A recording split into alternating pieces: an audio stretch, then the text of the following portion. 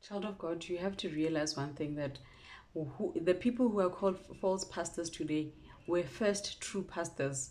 They were first true prophets. They were first true teachers. The devil steals from somebody who's already anointed and gifted.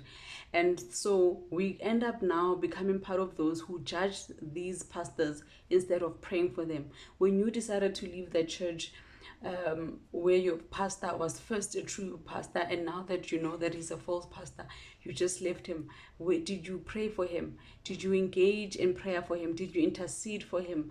Let us arise as a church with compassion and love, because the church is being bewitched. The church has been bewitched because it no longer loves the truth. It disobeys the truth. It walks in the flesh and no longer the spirit. That's how witchcraft operates.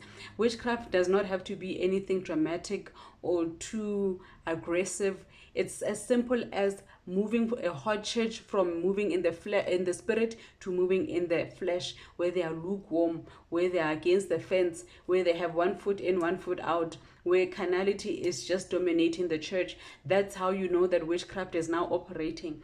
Pastors need us, leaders need us to intercede, to pray for them, to just be those people who are there engaging in prayer, warring for the fellow brethren. Because think about it, if it was you, would you want to be judged and be left alone, or would you want to be would you want somebody who's able to intercede and pray for you, and to a point where now you can even engage the person and help minister into their lives, and have their eyes open, and have their hearts restored, and have their ears open again? Because now we are sitting with people who have eyes but they no longer see, they have ears but they no longer see. So let us pray for God's mercy. Second Corinthians chapter 4 talks about the veil, the mind being veiled by the God of this world, So let us just pray for God's mercy, that the veil may come off and people may see and people may hear,